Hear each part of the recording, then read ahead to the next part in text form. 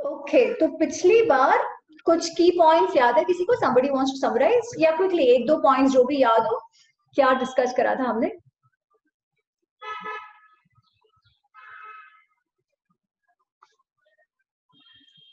Chapter 6 और 7 हमने करा था ना. We started with 6 and then we went on to 7.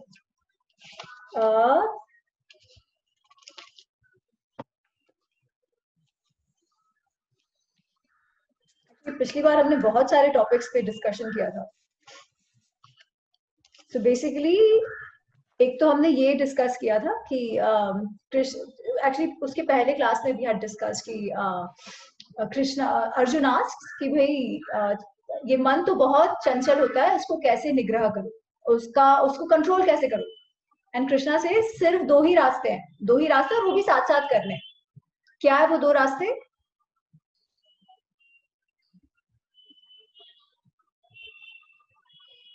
मन को कैसे निग्रह करो? आई थिंक ज्ञान तत्व एंड ईश्वर तत्व. हाँ, बट उसको करो कैसे? तो व्हेन कृष्णा अर्जुन से इसकी चंचल है मन कृष्णा कि ये तो बहुत मुश्किल है इसको कंट्रोल करना, ये तो चंचल है. तो क्या हमने कहा था याद रखना है? I think study and detachment. अभ्यासेन तु कौन्तेय वैराग्येण च गृह्यते. बस एक ही तरीका है कि अभ्यास करते रहना है और थोड़ा सा sense of detachment, letting go of ourselves, letting go of our अहंकार. ये दो चीजें करनी है और इसके अलावा कोई उपाय नहीं है. So this is what practice we have to keep doing. And then we discussed that, and then we discussed 7th chapter का, कि 7th chapter में we said कि कृष्णा explains कि ईश्वर तत्व को कहाँ कहाँ देखना. तो उसमें when we were discussing तभी he said कि जो पृथ्वी में गंध है, पानी में रस है, सूर्य में तेज है, अग्नि में जो तेज है, ये सारा जो असेंस जहां जहां पर है, या जो भी हर वस्तु का जो भी असेंस है, इसमें आप ईश्वर तत्व को देखिए. So we had discussed in here, और वो लास्ट हमने कहा था कि बलम बलवताम चहम, 11वां श्लोक, 7th चैप्टर 11वां श्लोक, बलम बलवताम चहम काम राग विवर्जितम. और जो इम्पोर्टेंट पार्ट, धर्मा अविरुद्ध भूतेषु कामो अस्म्यम भरतर्षभ. धर्मा अविरुद्ध कामो अस्म्यम. तो हमने कहा था कि ऐसा नहीं है कि डिजायर ही नहीं करना है, क्योंकि डिजायर तो चाहिए, डिजायर से तो उत्पत्ति होती है, डिजायर से वी मूव अहेड. जब कुछ करने का सबसे पहले तो विचार मन में आता है, तभी हम एक्शन भी करते हैं. पर वो कैसा विचार हो, वो कैसा डिजायर हो, वो कैसी कामना हो जो धर्म के अविरुद्ध हो, जो धर्म से संलग्न हो. और धर्म क्या कहा था हमने? किसी को याद है वो छोटा डेफिनेशन? ये कुछ कुछ चीजें याद रख लेनी है. कोई कहे धर्म क्या, so you should be able to tell एकदम. जो धारण किया जा सके. हाँ, वो संस्कृत वाला क्या है उसका? धार्यते इति धर्म. तो ये दो तीन चीजें याद रखनी है. धर्म क्या है? धार्यते इति धर्म, the one which sustains life, which allows continuation of the society, that is dharma.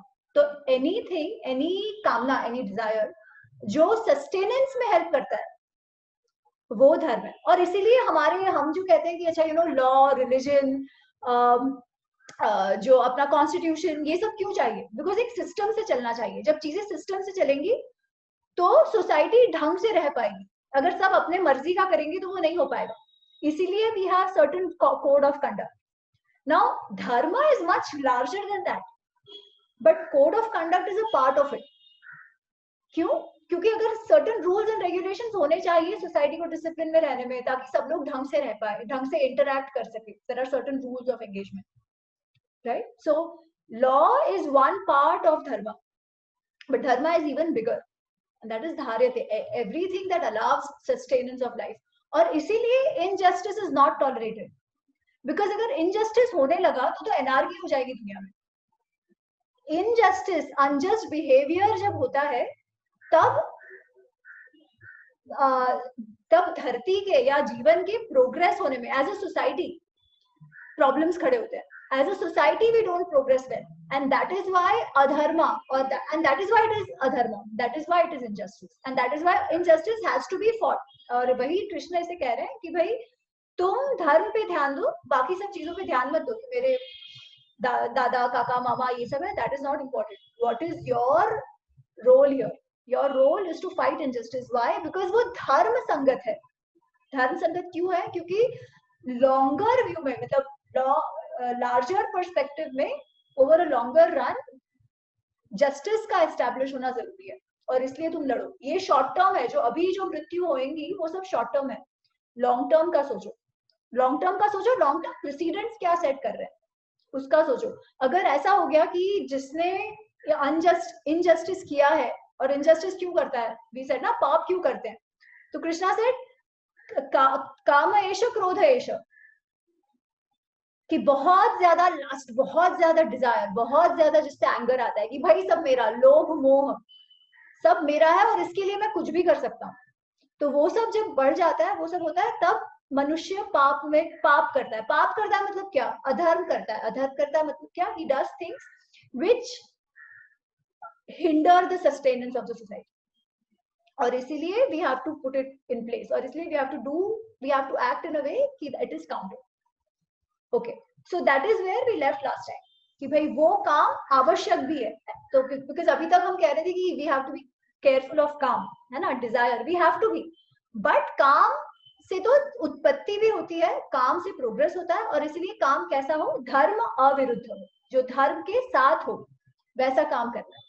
अच्छा, अब उसके बाद he brings in another concept. हमने शुरुआत में आई थिंक चैप्टर 3-4 में हमने देखा था सांख्य योग, पुरुष प्रकृति, प्रकृति के गुण, सत्व रजस तमस. We will discuss that even in more detail going forward, पर अभी के लिए हमने ये देखा था, है ना. तो उससे related now Krishna is saying, which is shloka number 12.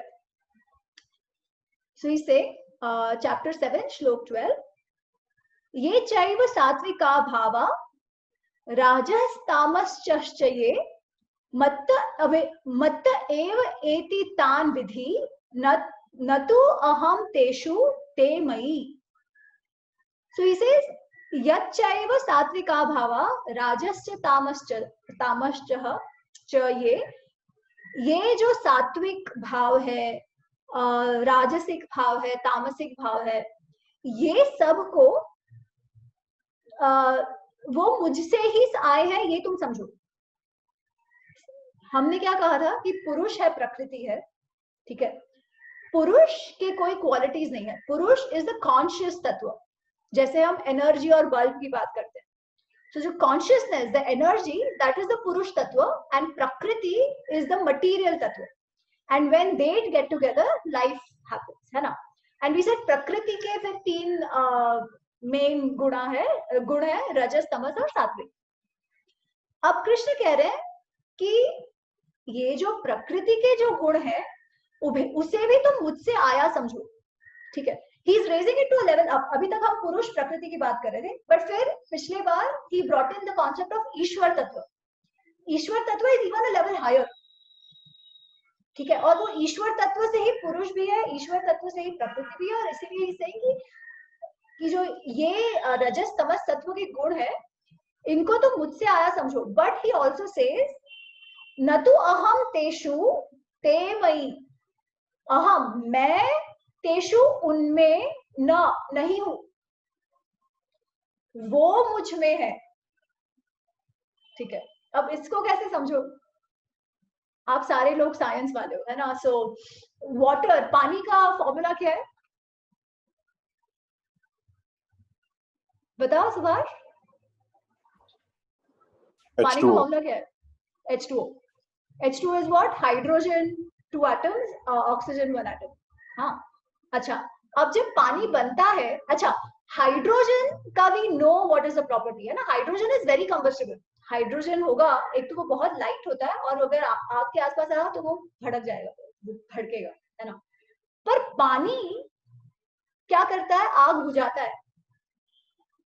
मतलब पानी में हाइड्रोजन का कोई भी प्रॉपर्टी नहीं है, ना ही पानी में ऑक्सीजन का कोई भी प्रॉपर्टी है. दोनों गैसेस है, वो जब मिलते हैं तो सॉलिड बन जाता है, ठीक है। तो पानी में कोई कहे कि हाइड्रोजन है, तो हम कहेंगे नहीं, पानी में हाइड्रोजन नहीं है, पर हाइड्रोजन के बिना पानी नहीं है। So Krishna is saying, I am that ingredient जिससे ये सब है, पर इनमें मैं नहीं हूं, ये मुझ में है, ठीक है। अच्छा, अब पानी से अगर हाइड्रोजन ऑक्सीजन अलग करना हो तो क्या करते हैं?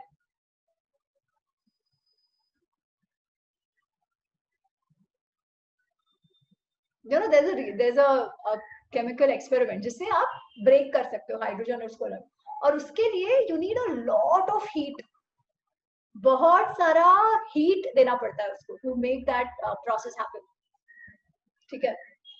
और हम क्या कह रहे हैं कि उस तत्व को समझो, हम लोग पानी में ही उलझ के रह गए। अगर सिर्फ पानी है तो पानी बनता हाइड्रोजन ऑक्सीजन से है, बट अगर हमको ये पता ना हो कि हाइड्रोजन ऑक्सीजन है, फॉर समबडी हु से not done science, who doesn't know H2O, उसके लिए इट विल लाइक, ओ इसमें हाइड्रोजन ऑक्सीजन है।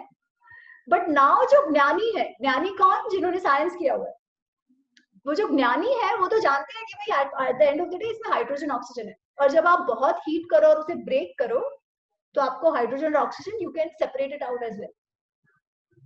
तो आध्यात्मिक सेंस को अगर हम इस एक्सपेरिमेंट में देखें तो ज्ञानी कौन है? जो जानता है कि तत्व क्या है, हाइड्रोजन ऑक्सीजन उसका तत्व है। अज्ञानी कौन है? जो नहीं जानता कि ऑक्सीजन में हाइड्रोजन ऑक्सीजन है, वो केवल पानी को पानी समझता है, और उसको आप कहो कि अरे नहीं नहीं इसमें हाइड्रोजन है, तो वो क्या कहेगा? अरे हाइड्रोजन होता तो जल जाता पानी, पर ये तो जल नहीं रहा है। तो हम कहते हैं कि नहीं नहीं रुको, हम आपको एक्सप्लेन करते हैं, साइंस में ये ऐसे ऐसे ऐसे होता है, जब ये दोनों मिलते हैं और कंपाउंड बनता है तो उसकी ओरिजिनल प्रॉपर्टीज हमको इसमें नहीं दिखाई देती और वो नया फॉर्म लेता है। It is exactly that, but once you know, जब आपको मालूम है कि है तो है, so then you become a ज्ञानी। तो इन द आध्यात्मिक सेंस कृष्ण वही कह रहे हैं कि आपको जो दिख रहा है आप उसी में मत उलझो, उसके पीछे जाओ, उससे और डेप्थ में क्या है वो समझो। आपको इतना ही दिख रहा है कि अरे वो मेरे दादाजी है, चाचा जी है, इसमें मत उलझो। Get to a level higher, the purpose is higher, and understand that Ishwar tattva जिसमें से ये सब आ रहा है। So that is what he is trying to explain. Is it clear to everybody? थोड़ा थोड़ा समझ में आ रहा है व्हाट कृष्णा मीन्स और what Krishna is trying to tell us? हाँ जी, हाँ जी। तो go back and figure that out. तो अगर हम भी, और अगर जैसे ऐसा है कि हीट जब देते हैं तब वो ब्रेक हो सकता है, तब वो अज्ञान जाकर you can actually see the विज्ञान। विज्ञान मींस रियलाइजेशन, ज्ञान तो knowledge, but when you actually see it happen, application, real, जब देखते हो, फील करते हो, एक्सपीरियंस करते हो, तभी दैट्स विज्ञान। And that can happen when we give it heat. Heat हम तपस्या की बात करते हैं, तप की बात करते हैं, है ना, कि तप करो। तप मतलब क्या?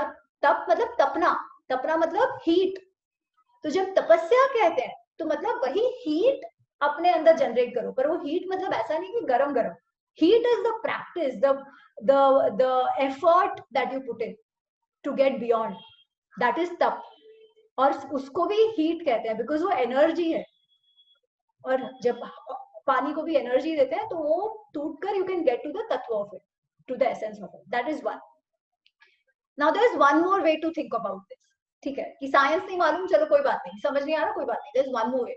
हम जब, ये एक्चुअली वेदांत में ये बहुत बार आता है, this comes a lot of times, ये एग्जांपल दिया जाता है कि जब हम मूवी थिएटर में जाते हैं तो हमको तो पता है कि स्क्रीन है, ठीक है, पर अगर कोई बच्चे को नहीं पता एंड ही वॉक्स इन और पिक्चर चल रहा है, तो बच्चे को तब क्या लगेगा कि अरे यहाँ पे लोग एनैक्ट कर रहे हैं उधर, ठीक है, those who don't know there is a screen behind.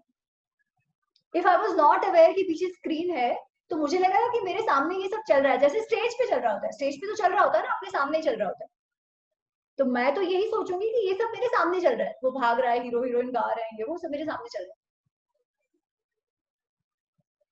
पर अगर स्क्रीन नहीं होता तो हम उसे देख नहीं पाते, ठीक है।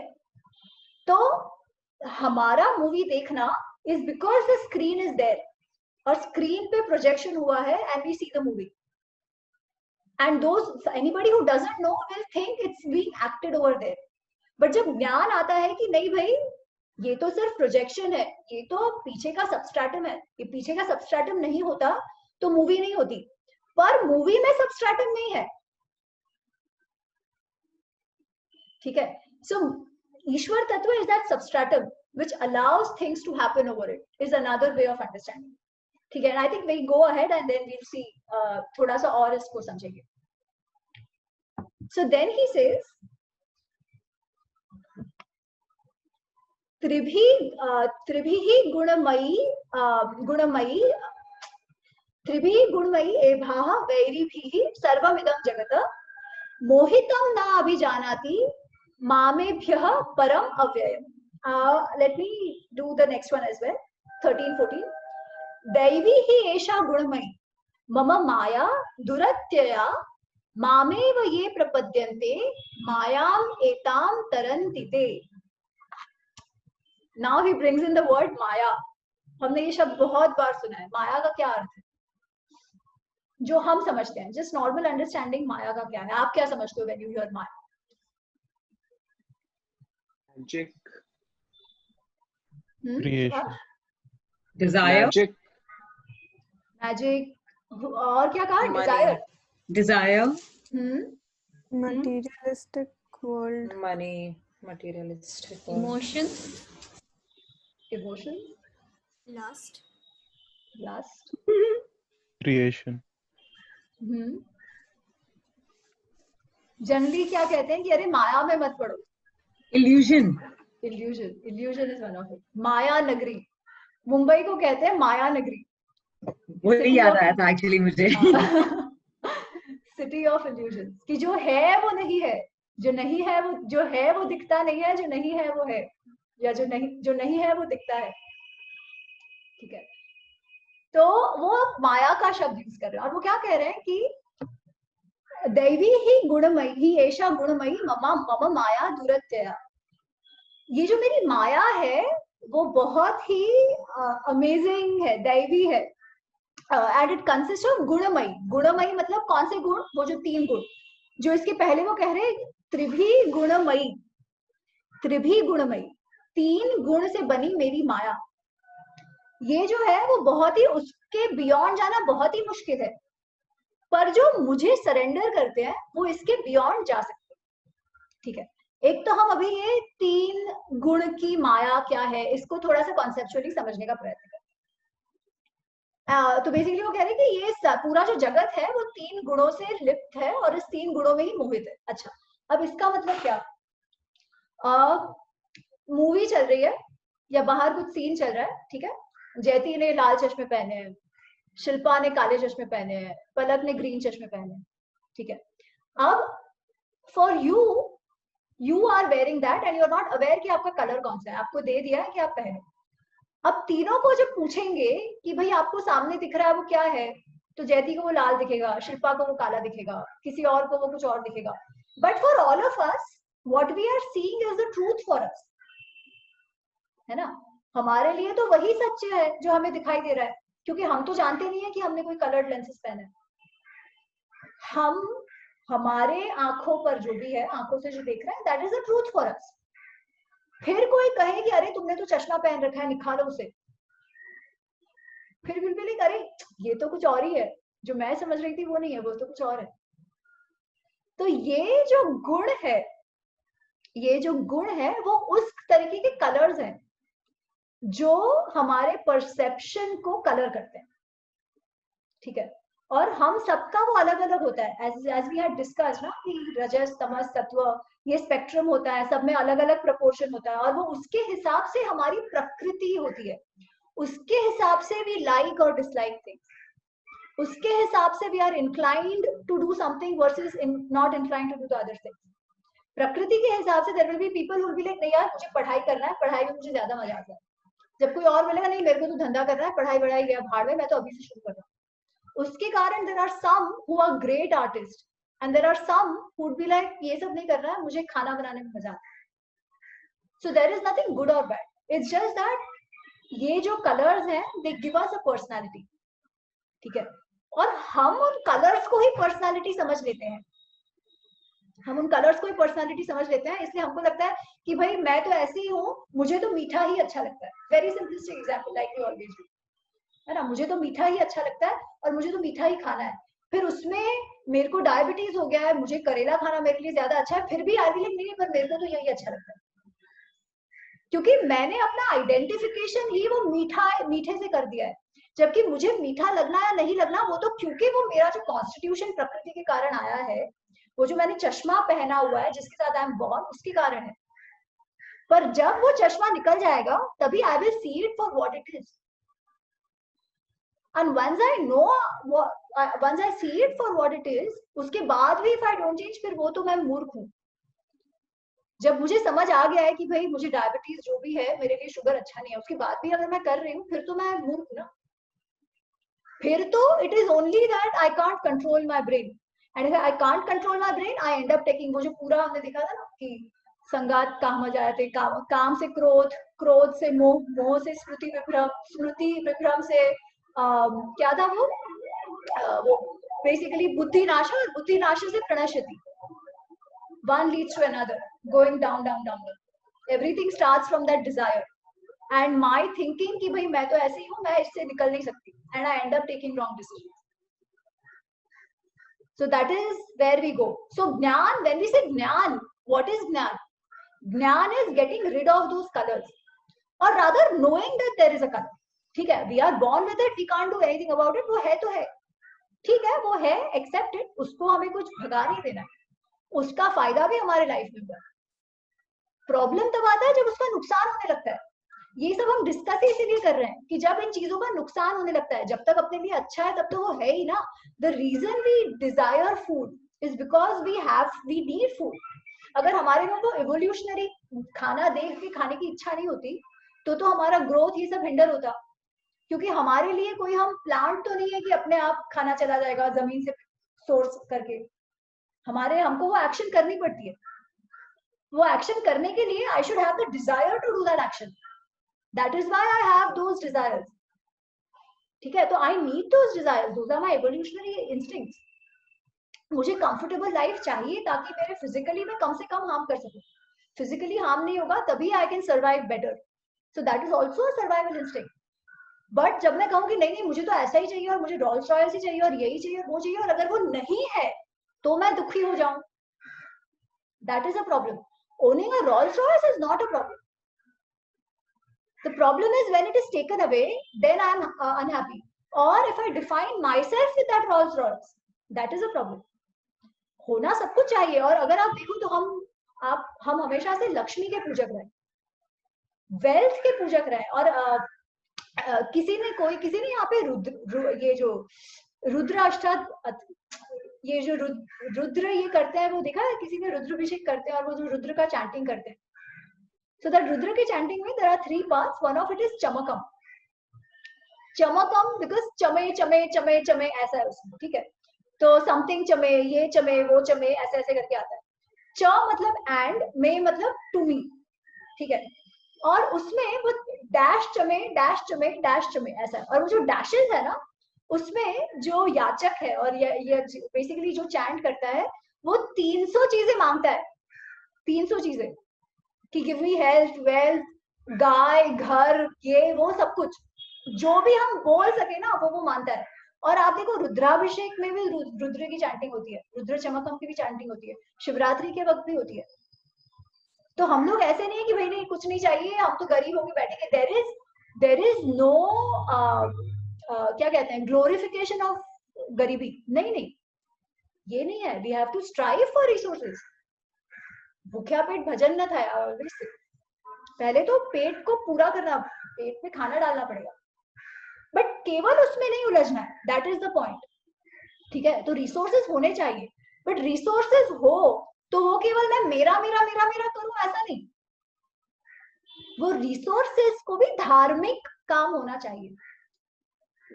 काम कैसा हो, धर्म अविरुद्ध, डिजायर्स कैसे हो, धर्म अविरुद्ध। तो रिसोर्सेज तो चाहिए ना, सोसाइटी के प्रोग्रेस के लिए चाहिए, अपने खुद के हेल्थ के लिए चाहिए, समाज के लिए चाहिए, अच्छे पढ़ाई के लिए चाहिए, सब चाहिए, होना भी चाहिए।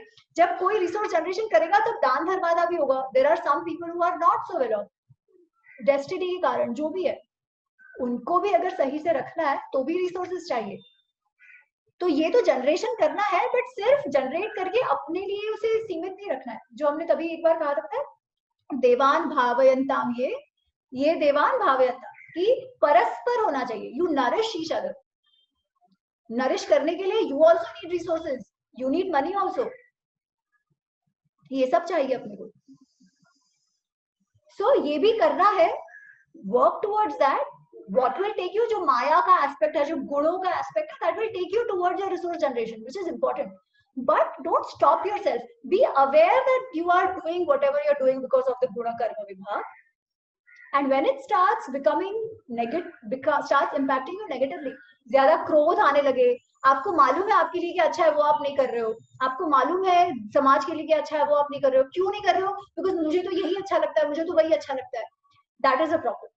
And to know that, and अच्छा, not just that, Krishna Arjun के केस में क्या है, he knows what is the right way to go, he knows he is fighting a धर्म युद्ध, परंतु अब वो अटैचमेंट में अटक गया है, पर्सनल रिलेशनशिप्स में अटक गया है। तो कई बार क्या होता है कि ये जो हम माया जो है, ठीक है, माया ममत्व को भी कहते हैं, यू नो, कि जो अटैचमेंट्स को भी माया कहते हैं, और वो माया जरूरी भी है, बिकॉज वो अटैचमेंट्स नहीं होगा, again man is a social animal, है ना। बच्चों को बड़ा करना, हम सोसाइटी में रहते हैं, एक दूसरे को नरिश करके बढ़ते हैं, तो दैट इज नीडेड, और उसके लिए अटैचमेंट तो चाहिए, और वो अटैचमेंट को भी माया कहते हैं। बट अगेन भाई, you should know what the attachment is called. तो यहाँ पे उसका attachment is stopping him from doing the right thing, that is why it's a problem. हमें जो करना चाहिए, हमारी बुद्धि भी कह रही है कि करना है, पर ये जो माया है, जो ये गुणों से उत्पन्न है, उसके कारण मैं सही चीज नहीं कर पा रही हूँ। इसीलिए वो कहते हैं कि माया में मोहित होकर रह जाते हैं, और जो करना चाहिए वो नहीं करते। और माया में मोहित होकर रहने का कारण क्या होता है? सुख दुख ये वो चलते रहता है, चलते रहता है, चलते रहता है। आई गेट अटैच्ड, ठीक है, but do I leave it at getting attached? नहीं। When I get attached to something, I desire that thing. जब मुझे वो नहीं मिलता, तब क्या होता है? मुझे क्रोध आता है। जब मुझे क्रोध आता है, फिर क्या होता है? I react the way I shouldn't. Let's do that श्लोक अगेन, चैप्टर नंबर 2। ये कुछ श्लोक ना, ये तो मतलब घर की दीवार पे लगाकर रखने चाहिए, so that we never ever forget. Chapter 2,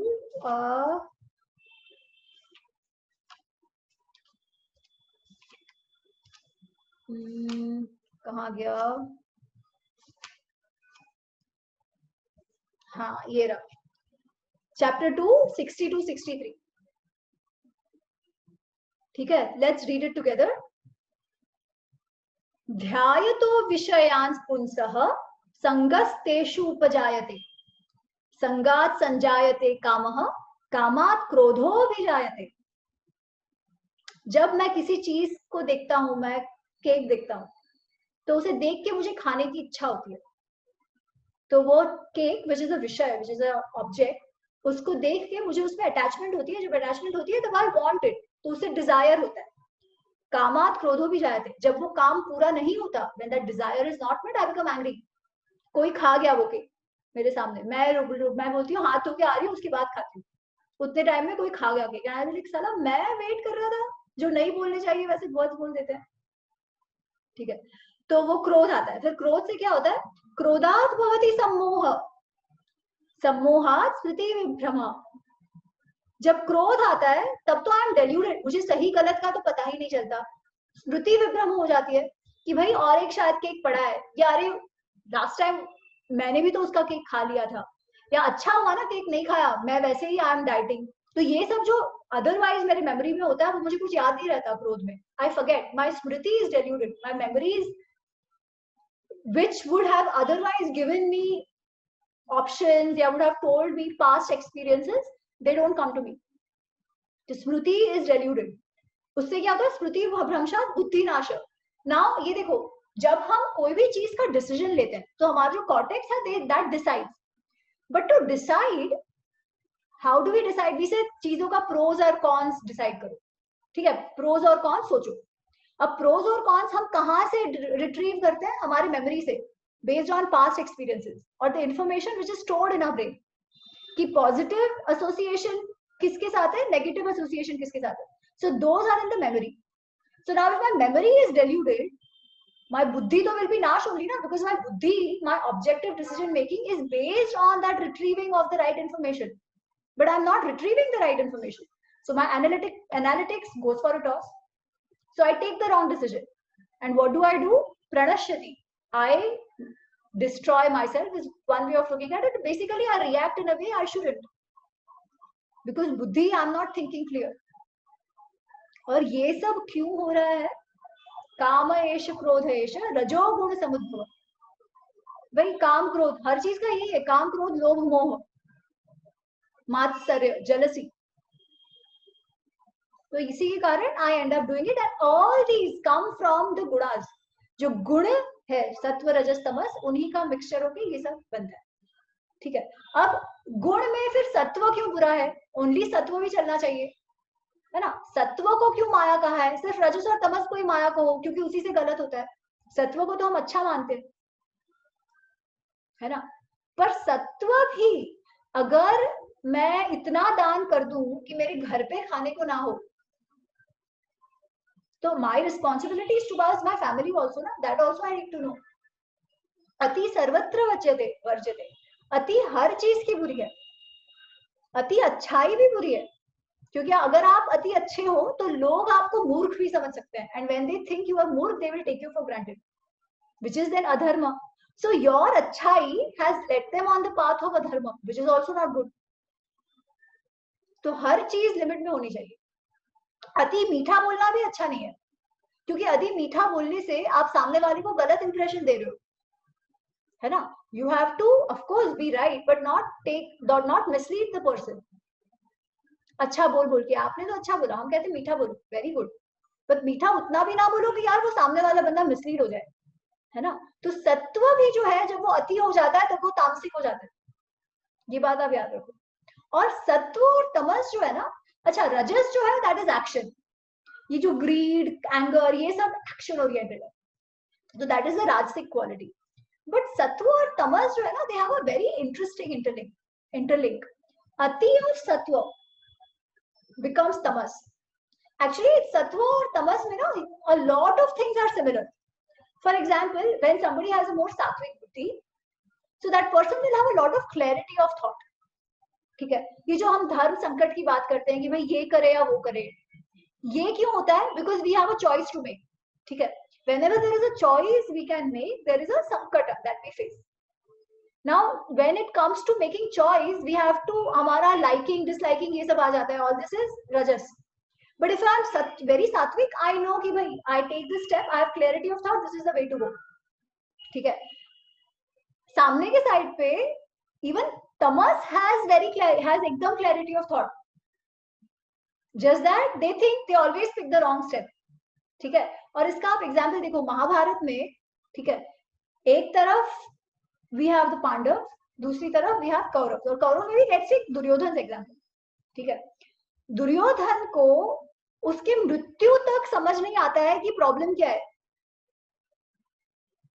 उसको उसके मृत्यु में भी ऐसा नहीं समझ आता है कि he has done something wrong with the Pandavas. Clear एकदम. मेरे को ये चाहिए ना, I think I deserve to be the king. मैंने सोच लिया मतलब खत्म. There is no other धर्म संकट only. एकदम clear.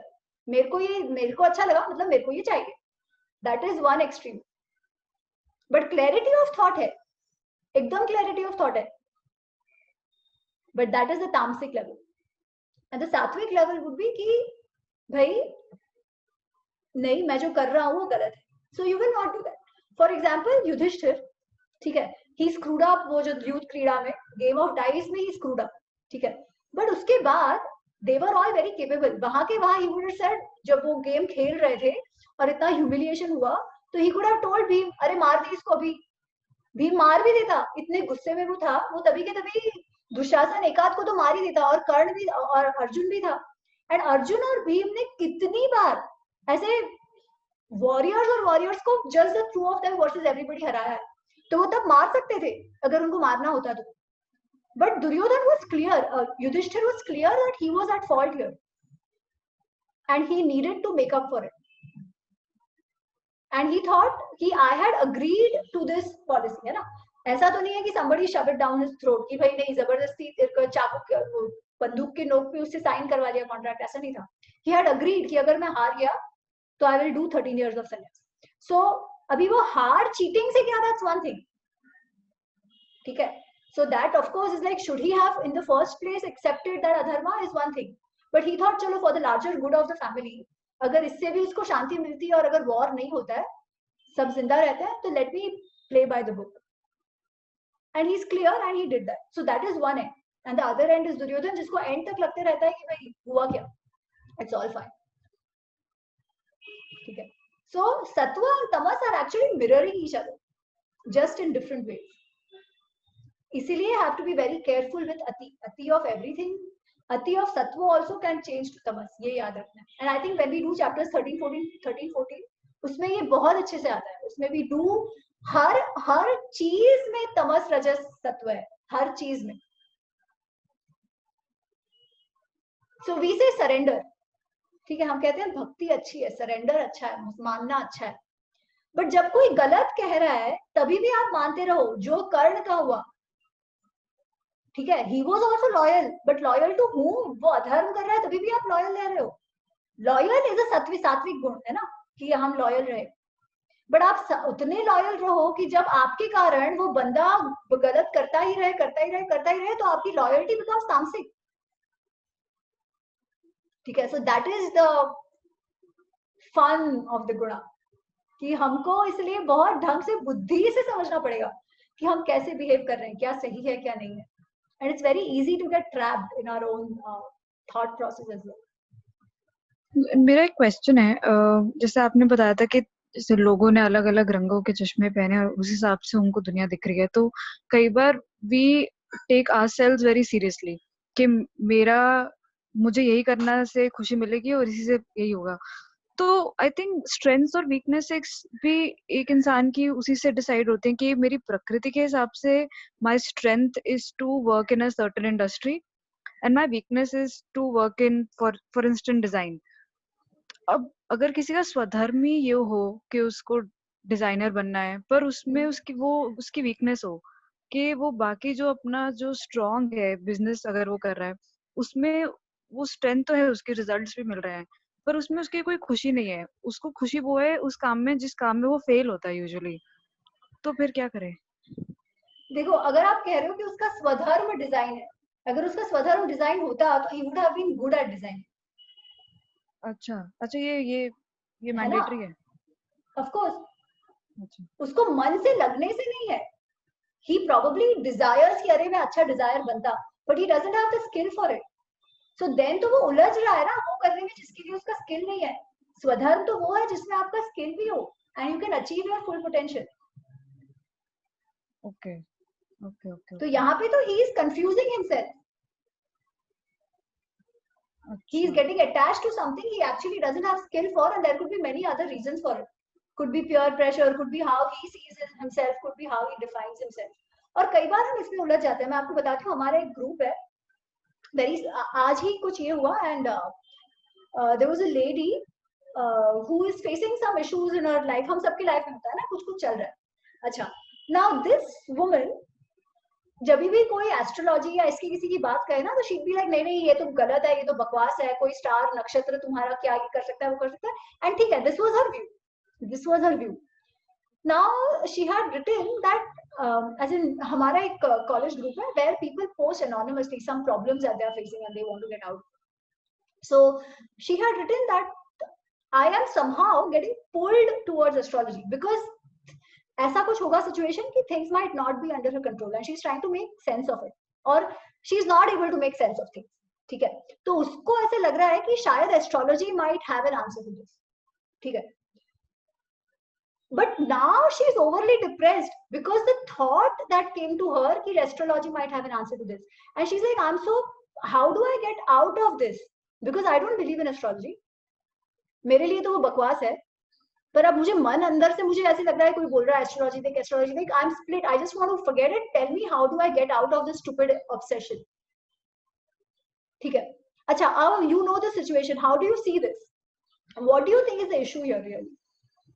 Maybe she has convinced herself that astrology is the answer because she is otherwise helpless.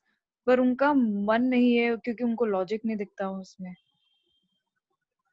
तो ये तो वो कह ही रही है ना कि मुझे लग रहा है शायद एस्ट्रोलॉजी का वो आंसर होगा, but I hate my self for thinking like this, क्योंकि मैं तो एस्ट्रोलॉजी के एकदम अगेंस्ट हूँ. एक बार कर के काम खत्म करें, एक बार कर लें एक्सप्लोर फिर तो. और हाँ, फिर पर ये भी इशू ना, क्यों फेस कर रही है?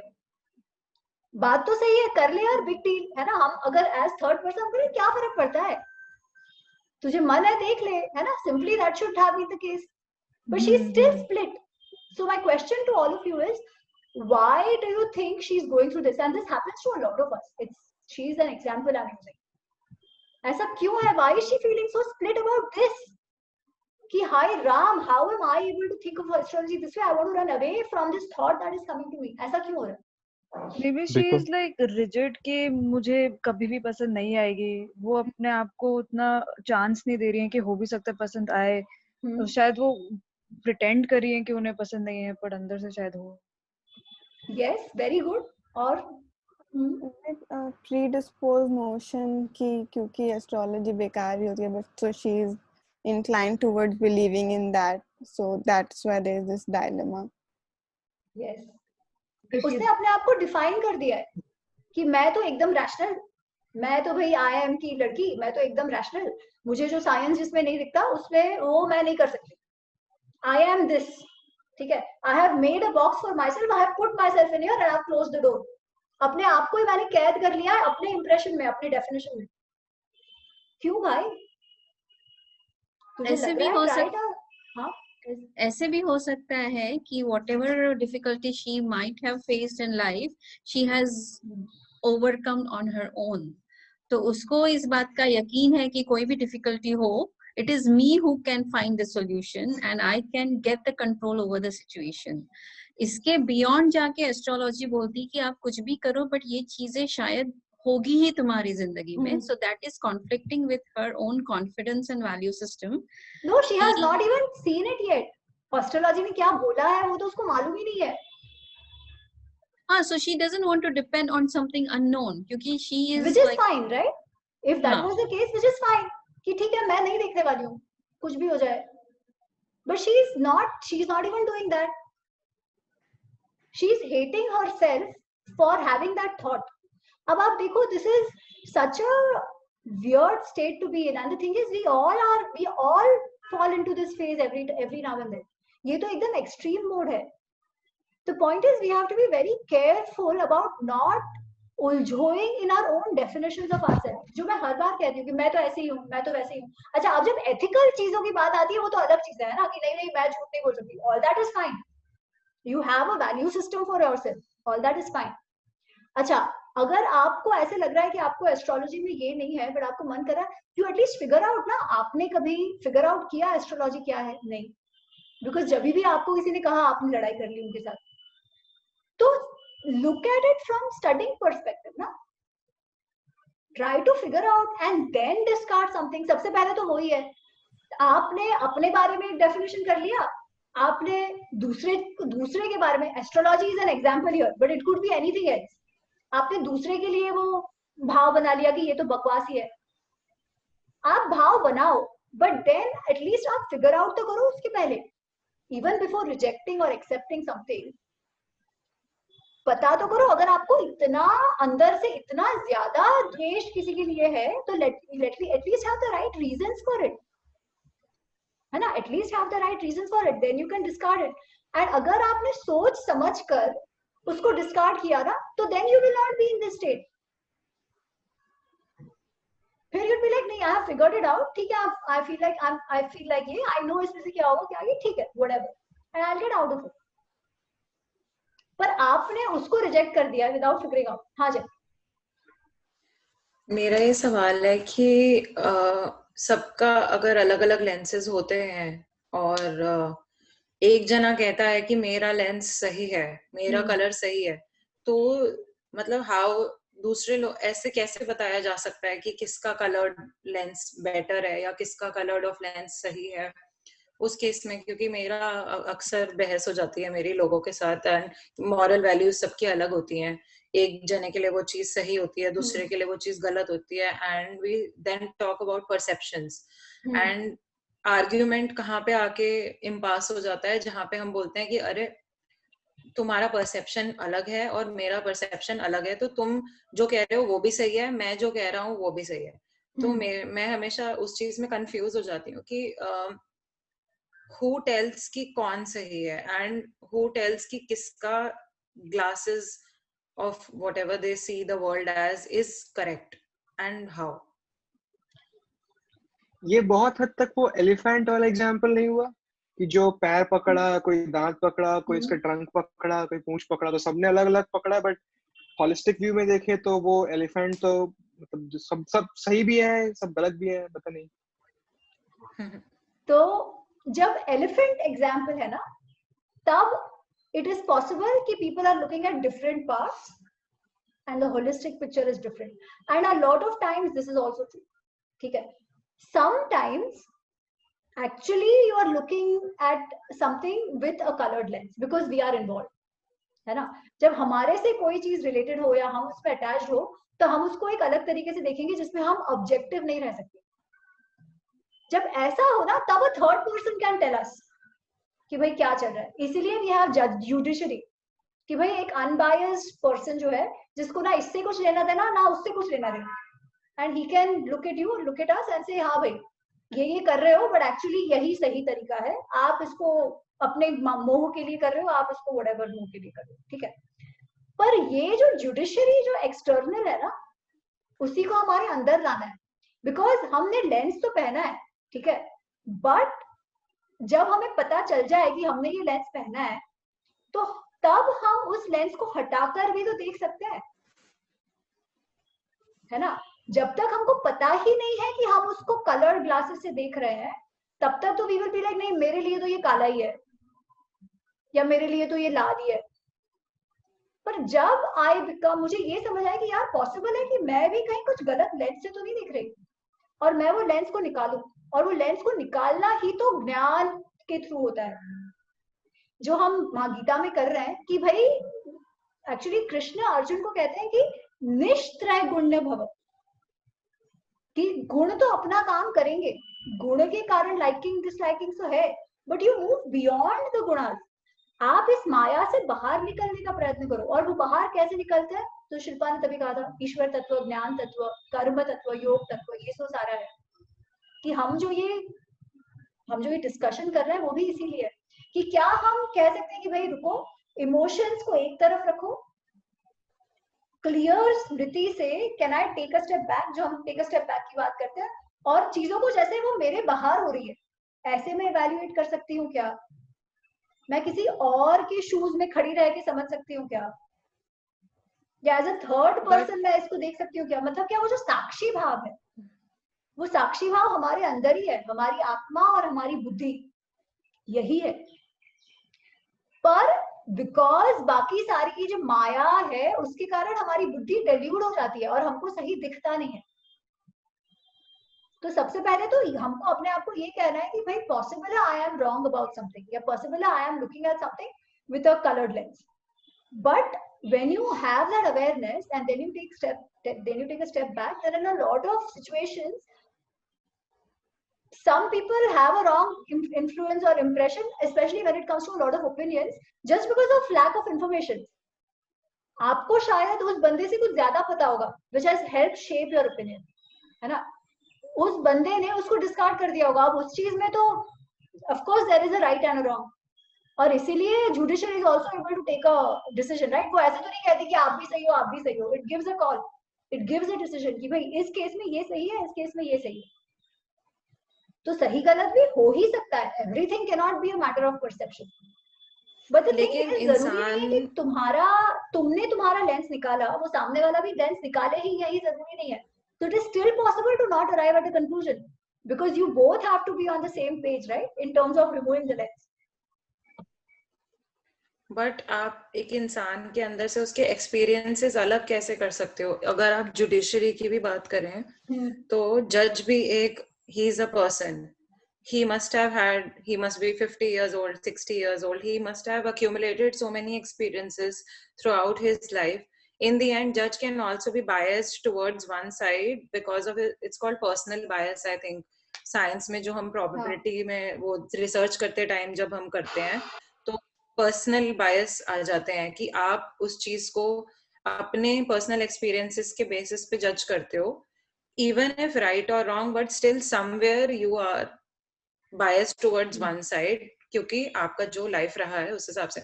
So how can somebody separate personal experience? It's not easy to separate. और इसीलिए if you see systematically, right? अगर आप US का सिस्टम देखो, so they have this, क्या कहते हैं उसे, कि jury system, जिसमें it's not one person taking a call.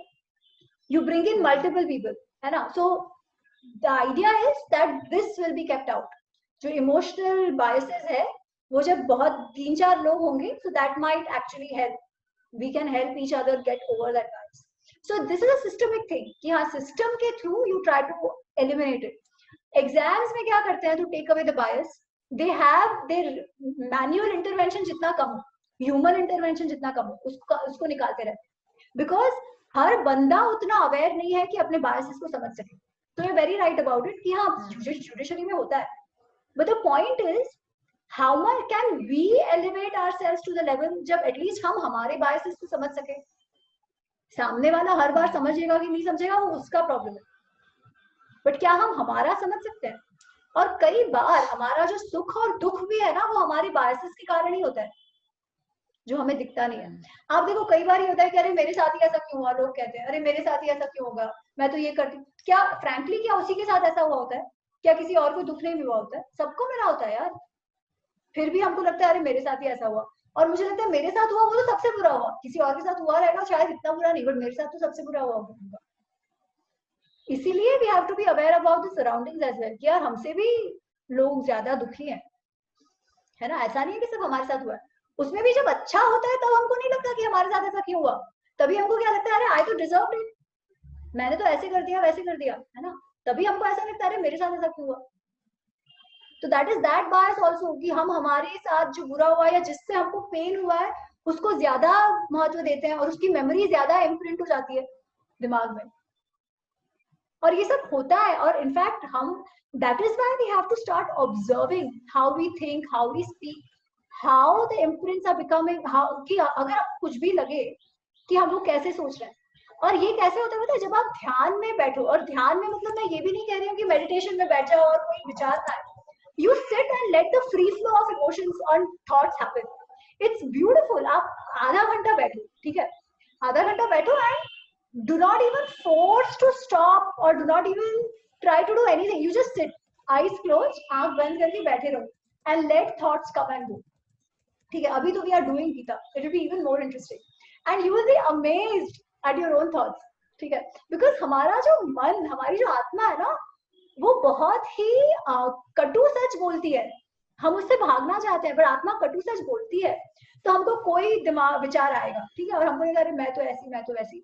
फिर अचानक किसी के लिए हमें कोई बुरा ख्याल आएगा and then you will be यार अब तक तो I used to look up to this person, अब suddenly I am trying to think negatively of this person. What change? Maybe XYZ.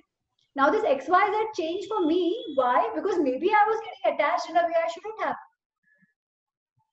ठीक है? And suddenly the जो बुरा हमको फील हो रहा होता है ना वो निकल जाता है. Because suddenly यार आत्मा tells us कि अरे तू जो बहुत बड़ी बनती है ना दुनिया के सामने, लेंस अभी गया नहीं है. पर कई बार क्या होता है कि people are afraid of hearing to themselves. इसीलिए लोग बैठ नहीं पाते ध्यान में, लोग हिल जाते हैं. It's not easy. Why? Because we don't want to face ourselves. हमको तो सब मालूम है क्या सही है क्या गलत है, कि क्या बायस है क्या नहीं है, क्या गलत किया क्या सही किया. क्योंकि जब शांति से सोचेंगे ना, शांति से सोचेंगे तब क्या होगा कि मेमोरीज में तो बहुत सारे इम्प्रिंट्स हैं, जो अंदर एकदम दबे हुए इम्प्रिंट्स हैं वो भी आएंगे जब आप शांति से आने दोगे तब. When you are not wasting your energy doing anything else, है ना? जब आप बैठे हो तब आप आगे पीछे ये वो कुछ नहीं सोच रहे, आपका फोकस सिर्फ दिमाग पे at that point. I mean जो मैं think looking at your thoughts की जो बात कर रही हूँ, ठीक है? Try it sometime, you will see, you will know that the answers are in yourself, कहीं बाहर नहीं.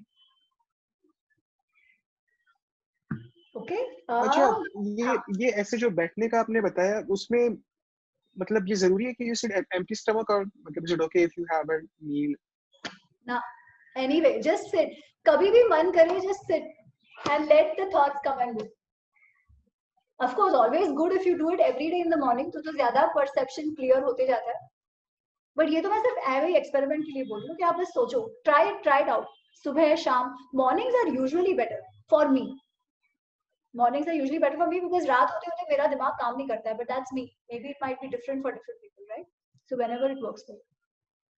उस तरीके And से that तो रात thought, सॉरी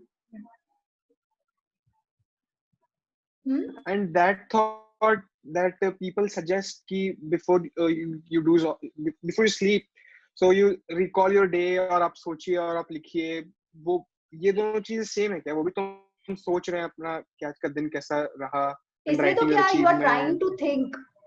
ठीक है, मैं कह रही हूँ कुछ मत करो, आप सिर्फ बैठो और जस्ट ऑब्जर्व क्या विचार आ रहे हैं. ये तो यू ट्राइंग टू थिंक ना कि भाई आज मैंने दिन में क्या क्या किया, ऐसा भी कुछ नहीं होगा. कैसे कि there might be things which are troubling you, suddenly it will come to you, वो खुद ही दिमाग में आएगा. देखो, at any point in time, right, हम लोग योगी तो नहीं है, इसलिए हमारे ये सिचुएशन तो रेयरली होता है कि कोई विचार ही ना आए. विचार तो चलते रहते हैं, हमारा ध्यान हो या ना हो. जब उस पर अवेयरनेस जाती है तब we become aware of that thought. But विचार तो चल रहे होते हैं, they are coming and going. At this point also we are focused here, but कुछ ना कुछ चल रहा होगा धीरे धीरे धीरे. अभी because we are concentrating here, maybe not so much. इसीलिए when concentration happens we say it's a sense of yoga. Because at this point हमको आज पहले जो दुख हुआ ये वो कुछ नहीं याद आ रहा. We are focused on one thing, and yoga is getting to that state where full ध्यान हम कर सकते हैं. बट अभी जो मैं ये कह रही हूँ ना एक्सपेरिमेंट का, that is don't even think about anything, let there be no objective, just give it a shot. बैठे रहो 10-15 मिनट एंड जस्ट ऑब्जर्व कि क्या आ रहा है क्या नहीं. डोंट इवन जज, जस्ट सी. जैसे वो पता है कि हम स्टेशन पे बैठे और ट्रेन आ जा रही है और हम ट्रेन को देखते हैं, बस उस तरीके से. जब ट्रेन आ रही होगी तब अचानक आपको दिखेगा कि अरे वो लड़की भी वहां पे, वो सुंदर थी ना लड़की जो भी गई, या उसने देखो अरे कैसे किया, और देखो उसने बाहर कचरा फेंका. ठीक है, but you are only observing, you can't do much about it, and you don't even know what is going to come, है ना, बिकॉज आपको तो पता नहीं कौन सी ट्रेन आ रही है जा रही है, लोग कैसे करेंगे उस तरीके से. सो हम कहते भी है train of thoughts. So let the train of thoughts just come and go and just observe. See how it goes and just tell me आपको कैसे लगता है, क्या फील हुआ. Just give it a shot. ठीक है, ये कोई योगी जानकारी नहीं करी. हाँ एकता. Go ahead, Subhash. Go ahead. ना एकता आप बोलो. Subhash will speak. No, actually, this was in response to his question earlier, ki empty stomach or ye. So I think just wanted to share my experience. It's the other way around. Ki be well fed, be well nurtured, be well slept. सब कुछ आपका जैसे सारे काम आपने खत्म कर दिए हैं. Like you because these are also distractions sometimes. Like अगर मैं I tried all this things listening to other people's experiences, then my stomach would start gurgling कि अरे भूख लगी है, नहीं पहले भूख खा के आ जाओ, अरे नींद आ रही है, because सुबह को 4 बजे मुझसे वैसे ही नहीं उठा जाता है, so नींद आ रही है types again. So finish off everything and then sit down. So like that okay, now if my stomach is saying something, that means it's trying to distract me and I don't have to be here. So I mean, just trying to tell you the other thing. And what you said about writing, I have also noticed it helps that before I sit for such a session, I actually write. And ये नहीं कि सोच के लिखो, but just लिखते जाओ, like for 15 minutes to see if you want to write something down. Because then your conscious thoughts are already put on the paper. And when you're sitting for your thinking, then the subconscious thoughts are actually coming out. Rather than, because you've already given an outlet for your conscious thoughts first. So therefore, then when you sit, the subconscious thoughts come into picture. I mean, that's my experience. आप जो कह रहे हो ना, that is one step ahead. मैं actually उससे भी एक step पहले का कह रही हूँ. I want them to feel that feeling कि पेट में गड़बड़ हो रही है, चलो भूख लग रही है, ये हो रहा है, वो हो रहा है ना? I want that experience to come कि see what your body is telling you, and it will tell you all sorts of funny things. Once that is done, then actual practice आप जो एकता कह रहे हो, that is actually how ध्यान should be done. है ना, कि you clear your mind, sit, trying to focus and trying to do ध्यान. That is how ध्यान is done. जो मैं कह रही हूँ, मैं ध्यान की बात ही नहीं कर रही हूँ. मैं कह रही हूँ just let your head and mind talk to you and see how it goes. Because what the purpose is, just know yourself. That is the first step. And we are surprised a lot of things what they tell us. Exactly what Ekta said, कि हम बैठेंगे अचानक लगेगा यार भूख लग रही है, यार कुछ खा लेता हूँ अभी, पानी पिया होगा फिर अचानक लगेगा यार बहुत प्यास लग रही है यार अचानक, है ना. तो ये भी आपको समझ में आएगा कि आपको कब ऐसा लग रहा है कि अरे भूख लग रही है अभी, कब हो रहा है, कब हो रहा है. So for now, just I would say no rules at all. आपको खा के बैठना है, पी के बैठना है, कुछ भी जैसा भी हो, at any point, any time in day, just sit and see how you feel about it. Then when you actually do योग, है ना, उसमें तो कृष्णा भी कह रहे हैं कि sit ऐसे पेट भर के. Of course, तभी कैसा है, तभी you don't want any distractions. When I want to start focusing and मेरे को सबसे पहले भूख लग रही है, तब तो it's a big distraction for me. So I'm trying to cut off all the distractions. I'm trying to cut off खाने वाला distraction, पीने वाला distraction. I am trying to actually ये जो पूरा अष्टांग योग जो है ना, हम कहते हैं यम नियम. तो यम नियम से हम क्या करते हैं, यही सारी चीजें, to cut off the peripheral issues which might come to us. उसको काटते काटते काटते जाओ, physically strong होते जाओ. नहीं तो क्या होगा, 10 मिनट बैठी है ना, यार मेरी कमर दुखने लगी, है ना, यार बैठा नहीं जा रहा है, यार पाँव दुखने लगा. ये नहीं होना चाहिए. इसलिए I do आसन या I do physical ये, so that स्थिरम सुखम आसनम, I'm able to sit in a position without that distracting me. Then आसन के बाद प्राणायाम, I sit with my brain, my breathing completely in control, ताकि जो stress वाला है वो मुझे कुछ ना. So what Ekta is saying, actually what she has done, she has gone on that path already, which many of us have still to take. Okay, so that is actually the part to go. What she mentioned is perfect. Keep cutting out. जो distractions आ रहे हैं, जो आपको रोक रहे हैं, उसको काटते जाओ. जब वो काटते जाओगे, you will be able to achieve that ध्यान and focus. ठीक है, so that is ध्यान and focus. But I am taking a step back and saying, अभी कुछ भी मत करो, just listen to your body. Let it act funny and see how funny it acts. Okay. तो हम 7th चैप्टर पे थे. हाँ, अच्छा, अब इसके बाद what Krishna is saying is very interesting. He takes it to another level high. ठीक है, Krishna starts explaining the avyakta tattva. अभी तक तो we have been talking about प्रकृति पुरुष और वो सब. वो एक लेवल और आगे ले जा रहे हैं, और पुरुष के भी बियॉन्ड क्या है, वो उस मोड में वो जा रहे हैं कि what is beyond पुरुष, which is the ईश्वर तत्व. That is what he's trying to explain. और उसमें then what does he say? Actually, I think we can skip that because वो 8th में आने ही वाला है. He's saying कि आप, क्योंकि आप ये सारे मोह माया से लिप्त हो अभी, you are not able to see me. See me मतलब क्या, वो जो ओवरऑल ईश्वर तत्व है ना. If you keep thinking पीछे कि ये क्यों हो रहा है, ये क्यों हो रहा है, ये क्यों हो रहा है, ठीक है, evolution happened, but evolution कैसे हुआ, क्यों हुआ, who made it happen, वो जो पहला सेल जो था वो ही कैसे आया. Then you'd be like, हाँ शायद ऐसे हुआ होगा, पुरुष प्रकृति. Then you keep going back, and then hopefully, I don't know, we might be able to understand the ईश्वर तत्व. ठीक है, अच्छा, अभी जो मैं बात करने वाली हूँ ना, I am going to talk more as a theory because I haven't reached a state of that experience. ठीक है, तो for अभी next what I am going to say is what Krishna is saying as a theory. ठीक है, and I am trying to understand myself कि what is he trying to explain from this. ठीक है, so that is the journey we will do, trying to understand the picture of one, the concept itself कि वो ईश्वर तत्व का, but more than that, why is he saying all this? At this point, Arjun को ये बताने का प्रयोजन क्या है, ये हम थोड़ा समझने का प्रयत्न करें. ठीक है, so we can हाँ, so basically he says क्योंकि ये द्वंद्व है, इच्छा है, काम है, तो आप जो ईश्वर तत्व है उसको नहीं समझ पाते हो, और इससे जब बियॉन्ड जाओगे तब समझोगे, which is the next chapter पूरा. So we'll do the last श्लोक here and go into the next one, 29-30.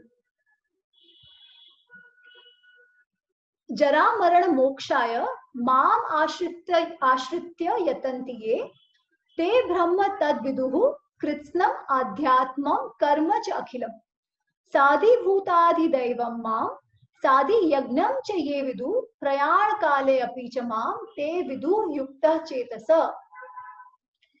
He says वो लोग जो ये जरा मरण क्या है? जरा मतलब बुढ़ापा, मरण मतलब डेथ. जन्म होता है, बूढ़े होते हैं, मर जाते हैं. फिर हमारा तो पुनर्जन्म की बात होती है, वापस जन्म होता है, बूढ़े होते हैं, मर जाते हैं. अब ये जन्म टू मरण के बीच सुख दुख तेरा मेरा ये सब चलते रहता है ना. सबको हमको प्रॉब्लम्स है, सबको चैलेंजेस है, ये तो चलते रहता है.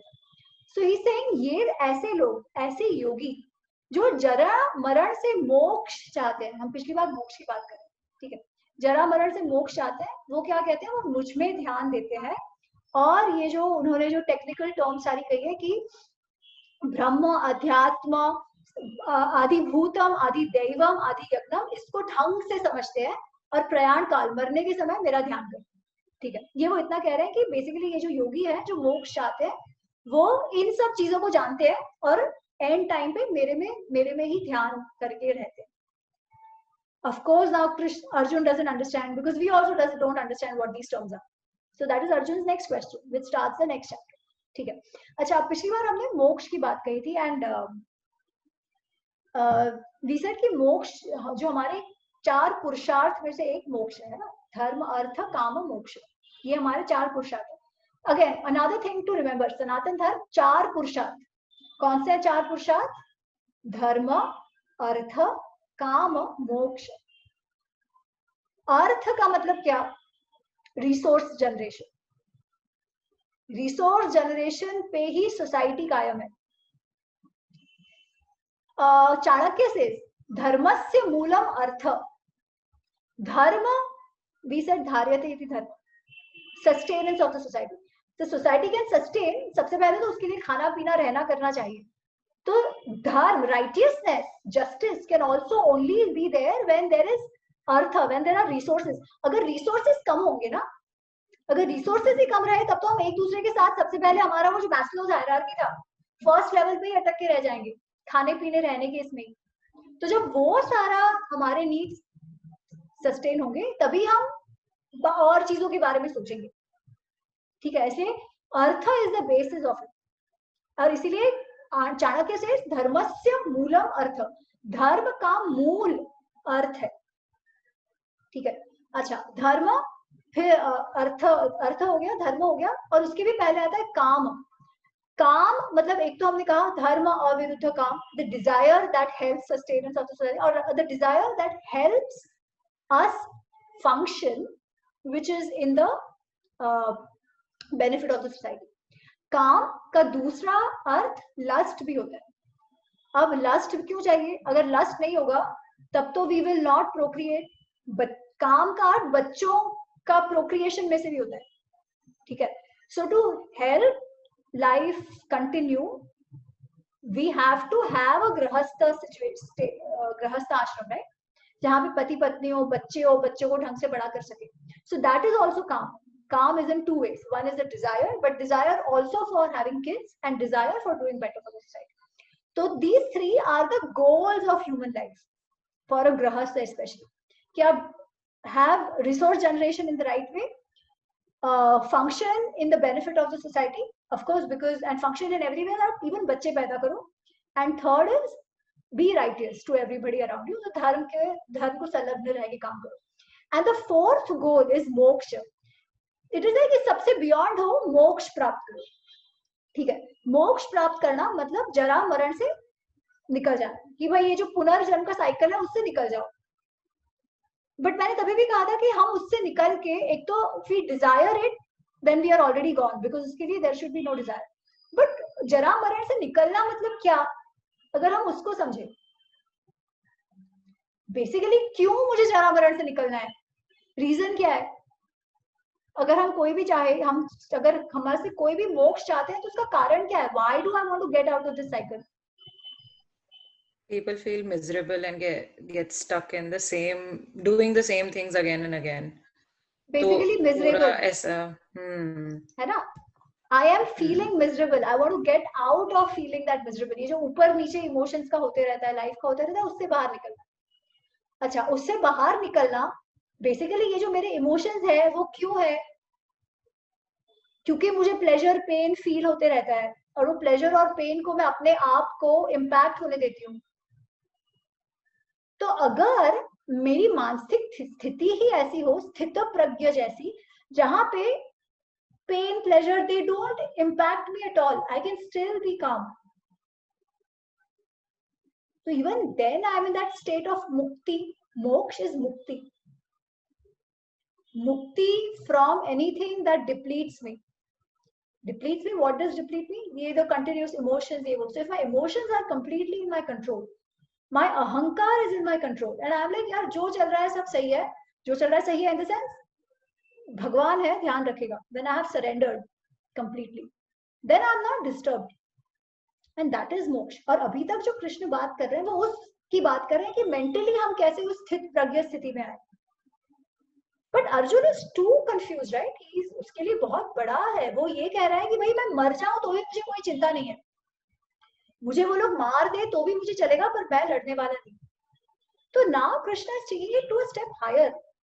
ही इज लाइक, अरे तू पर्सपेक्टिव तो समझ, तू केवल इतना देख रहा है, तेरे लिए तेरी लाइफ इतनी है. वो जैसे कहते हैं ना कि कुएं का मेंढक, कुएं के मेंढक के लिए कुआं उसकी लाइफ है, पर जब वो कुएं से बाहर निकलता है तब उसे समझ आता है यार लाइफ तो और भी बियॉन्ड है, और भी बहुत कुछ हो सकता है, पर्पस ही अलग है लाइफ का. तो वो जो कुएं से बाहर निकलकर वो उसको और बड़ा परसेप्शन दे रहे हैं कि भाई goal is much higher than what you are seeing here, and that goal is that Ishwar prapti. एक बार वो ईश्वर प्राप्ति जब तुम्हारी हो जाएगी, तब तुम इन सब चीजों जो तुमको जो लग रहा है कि अरे मैं पाप करूंगा, पुण्य करूंगा, मेरे लोग चले जाएंगे, मेरा ये होगा, ये सब तुमको मैटर ही नहीं करेगा. बिकॉज ये तो बहुत छोटा सा पर्सपेक्टिव है तुम्हारा. जब तुम ऊंचे ऊंचे ऊंचे से देखते जाओगे तो पर्सपेक्टिव ही बड़ा होता जाएगा. तब ये जो छोटी छोटी चीजें तुम्हें है, दिस विल नॉट मैटर. तो Krishna is actually raising stakes for him.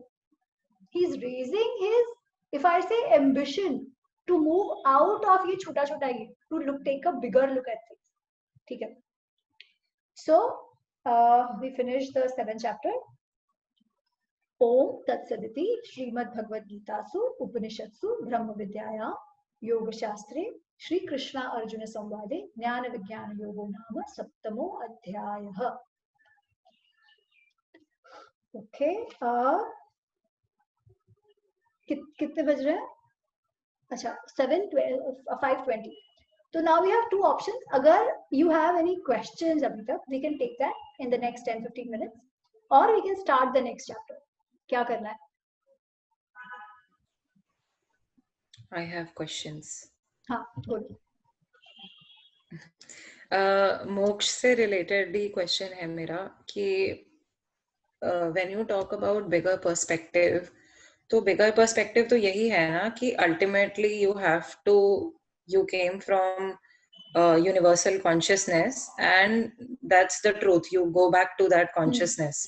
And in सनातन धर्म जो भी हम प्रैक्टिसेस करते हैं, ध्यान लगाते हैं, योगा करते हैं, मेडिटेशन करते हैं, उस सब से एक गोल होता है कि हमें अवेयरनेस बढ़ानी है कि हम यूनिवर्सल कॉन्शियसनेस का एक हिस्सा है.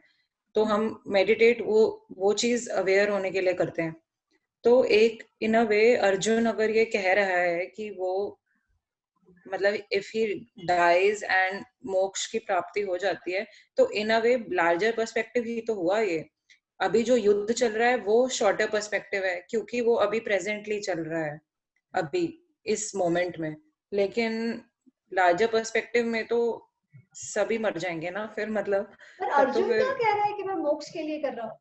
ही तो इज ओनली सेइंग कि मैं अपने लोगों को कैसे मारूं, उनको मारने से अच्छा है मैं ही मर जाऊं. वो तो मोक्ष ही कुछ सोच ही नहीं रहा है ना. उसे लग रहा है मतलब मेरा क्वेश्चन है, मतलब लेकिन लार्जर पर्सपेक्टिव तो वही हुआ ना फिर. मोक्ष लार्जर पर्सपेक्टिव हुआ. अभी जो हमारे सामने चीजें दिखती हैं हमें, वो एक शॉर्टेस्ट पर्सपेक्टिव हुआ कि वो हमारा डे टू डे लाइफ है जो चल रहा है. और जैसे ह्यूमंस को मोस्ट ऑफ द टाइम हम लोगों को कभी बोलते हैं एग्जिस्टेंशियल क्राइसिस हो जाता है, बहुत कॉमन वर्ड है, ऐसे सब कहते हैं कि थ्रू आउट योर लाइफ कहीं किसी ना किसी पॉइंट पे हम सबको ऐसा फील होता है कभी कि हम क्यों हैं यहाँ, ये क्या कर रहे हैं, हम इधर क्यों बैठे हैं, you know, our consciousness keeps poking us. मेरे साथ तो बहुत होता है, and I have asked my friends, उनके साथ भी होता है कि सब कुछ ठीक चल रहा है, सब अच्छा चल रहा है, एकदम से कहीं से एक थॉट आएगा कर ही क्यों रहे हैं हम ये सब, इसका पॉइंट क्या है। तो वही मैं सोचती हूँ कभी कभी कि जब हर चीज का पॉइंट मोक्ष ही है, तो मैं, जैसे अर्जुन नहीं बोलता है, मैं भी वही सोच रही हूँ व्हाट ही थिंक्स ऑफ कि हाँ, तो सही व्हाट है। Is the point of it. Krishna is also saying मोक्ष इज योर अल्टीमेट गोल, ठीक है, but he is telling Arjun कि मोक्ष प्राप्त कैसे होगा, ये लड़ाई नहीं करके मोक्ष प्राप्त नहीं होगा। क्योंकि मोक्ष प्राप्त करने के लिए तुम्हारे कर्म भी तो वैसे चाहिए ना।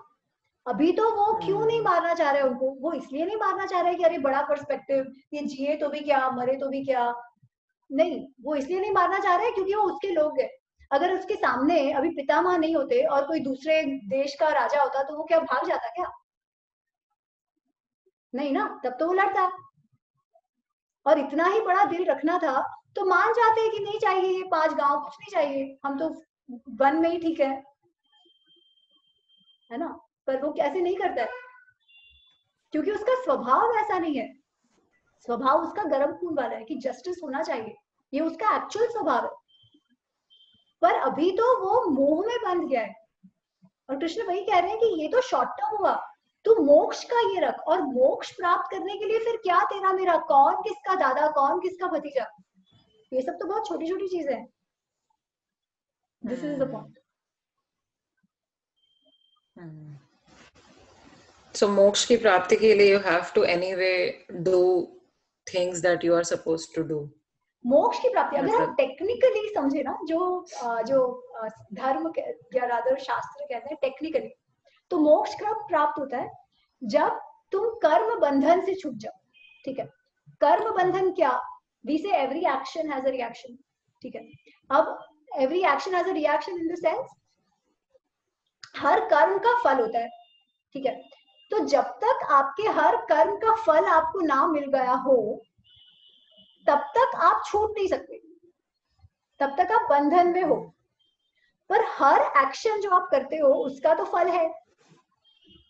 ठीक है, अब वो फल जब तक होते रहेंगे तब ऑब्वियसली आपको वापस जन्म लेना पड़ेगा to make do for the phal. तो ये तो ऑनगोइंग रहा ना, आप इसमें से छूटोगे नहीं। तो कैसे छूटोगे? तो कृष्ण कहते हैं कि आप तब छूटोगे जब आप ऐसा कर्म करोगे जिससे आपके फल उत्पन्न होना बंद हो जाए, तो ही पॉसिबल है ना। When you stop do, when you, अच्छा वो कहते हैं काम नहीं करो, ये तो पॉसिबल नहीं है, कर्म तो करना पड़ेगा। पर हर कर्म का फल होगा, पर कुछ कर्म ऐसे हैं जिनका फल नहीं होगा। ठीक है, तो इसमें मोर देन कर्म, आप किस वृत्ति से करते हो उससे आपको कर्म के फल नहीं मिलेंगे। ठीक है, तो क्या वृत्ति, जब मैं ये कहूं कि मैं कर्म के लिए कर रहा हूं, कर्म के फल के लिए नहीं कर रहा, पहली बात तो वो है ना कि मैं इसलिए कर रहा हूं because it must be done. दूसरा, मैं इस भाव से नहीं कर रहा हूं कि मैं ही सब कुछ, मैं अहंकार से नहीं कर रहा हूं, मैं समझ रहा हूं कि there is a larger design here, larger scheme of things, उसमें मैं सिर्फ एक निमित्त मात्र हूं, मेरे द्वारा ये किया जा रहा है। बेसिकली क्या, मेरा अहंकार नहीं है। तो अब जो मैं कर्म करता ही नहीं हूं उसका फल मुझे कैसे मिल सकता है? ठीक है, तो यही वो कह रहे हैं। और तीसरा, जब ज्ञान हो कि काम तो करना ही है, पर अच्छा मैं क्यों कर्म में उलझ जाता हूँ या फल में क्यों उलझ जाता हूँ? क्योंकि I bring in my emotions, राग द्वेष, जो सारे सत्व रजस तमस, उस सब के कारण I am incline to work in a certain वे।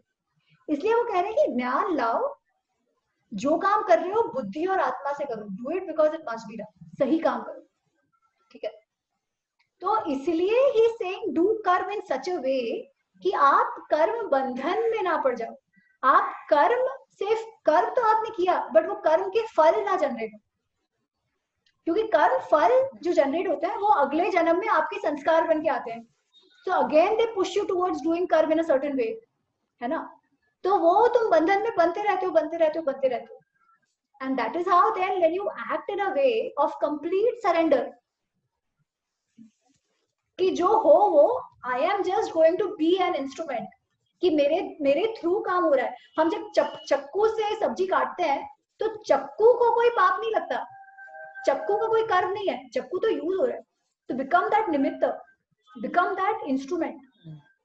उस भाव से जब काम करो तब आपको कर्म में आप लिप्त नहीं हो और फिर आपको मोक्ष मिलेगा. सो दिस इज द टेक्निकल ये ऑफ गेटिंग टू मोक्ष. ठीक है, शिल्पा 1 सेकेंड. पर अगर इसी चीज को आप मोक्ष छोड़ दो, ठीक है, और आप एक स्टेबल मेंटल स्टेट की बात करो of complete objectivity, of peace, to have that also you have to do all this only. ठीक है, तो your goal can be moksha, your goal can be कि हम हमारे फुल पोटेंशियल से काम करें, लाइफ में शांति मिले, कोई डिसीजंस गलत ना ले, या जो भी हो हमको उसको सही तरीके से ले. वो अचीव करने के लिए भी हमें ऐसे करना है. मैं ये कह रही थी कि मोक्ष है कि नहीं ये तो हम जानते नहीं है, ये तो हमको थियोरेटिकल पता है. ठीक है, तो लोगों को ये लग सकता है अरे क्या मोक्ष, it doesn't make sense to me. पर मैं कह रही हूँ कि अगर मोक्ष की कामना ना भी हो तो भी अगर सुख शांति की कामना हो, even then this is important basically. Shilpa आप कुछ कह रहे थे. हाँ, तो मेरा भी एक रिलेटेड क्वेश्चन है. जैसे आपने कहा this is related to what you are saying now, और perception. So perception usually is because of the lens. फिर आप फैक्ट्स चेक करते हो और फैक्ट्स चेक करने के बाद आप अपना एक्शन करते हो. But in real life it is not your own decision. Usually it's a team effort. घर में it's a family effort, right? Extended family or your nuclear family or in a work scenario is also team decision. तो जब आप निस्वार्थ भाव से आप कुछ चीजों को एनालाइज करते हो और डिसीजन लेते हो, but sometimes the other person, he is not that niswarth or he is not in that yog sthiti. And definitely sometimes I feel those sam dam danda bhed overpowers your yog thing, decision making. फिर आप सोचते हो कि ठीक है मैं ऐसा सोच रही हूँ लेकिन वो आदमी वैसे सोच रहा है. we go by his decision because he is currently overpowering that situation.